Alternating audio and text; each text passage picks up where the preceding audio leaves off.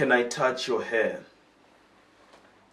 One of the most controversial topics that I've encountered on Twitter or whatever is the issue of cultural appropriation and cultural sensitivity.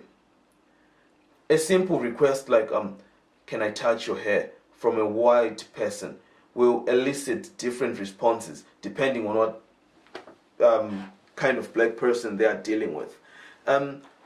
Apparently, most black British people don't like it when a white person says, can I touch your hair or whatever. Most black British people don't like it when white people wear braids or, sport hairstyles that are considered to be of African origin.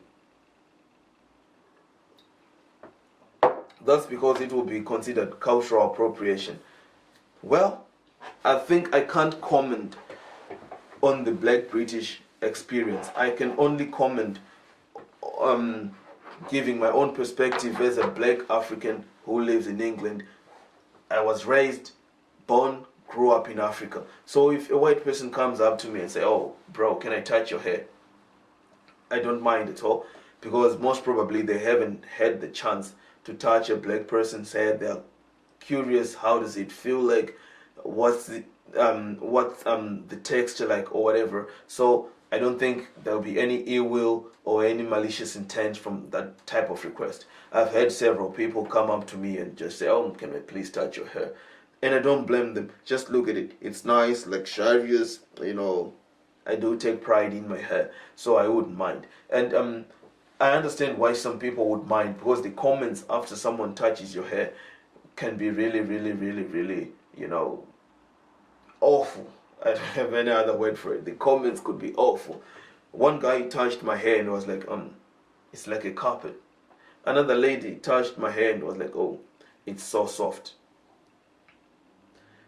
So yeah, it is what it is, but personally, I don't mind. As I said, for some, it will be their first chance to touch an African person's hair. And I would let them. Life is all about experiences. And I wouldn't want a person to go through this life without having the chance to just do something as simple as, feeling the texture of another person's hair. I don't see what's wrong with that. And another thing is the issue of cultural appropriation. When some black people see white people who sport dreadlocks or afro hair or, cornrows, it, pisses them off. They say cultural appropriation. I think it's more of cultural appreciation. For someone to copy, imitation is the best form of flattery. So I don't think there's anything wrong with a white girl sporting cornrows, dreadlocks, or braids. But as I have said, I can't speak on the black British experience. I can only speak on the perspective of an African. And as I have said, I don't care. Because if you had seen a white person with dreads or braids, logically, doesn't that mean if a white person sees a black person wearing a weave with straight hair, it's also cultural appropriation? Where do we draw the line? We have many battles to fight as black people, but the issue of hair isn't one of it. As long as you are free to go to work with your natural hair, with nobody judging you, I think that's the best the law can do. Just don't go around saying, well, you shouldn't have an afro, you shouldn't have dreads. Just because someone is white, you have another person's hair, you have a weave. Let's stop with the double standards. This has been Jacob. Like, share, and subscribe. Do follow me on all platforms. Peace.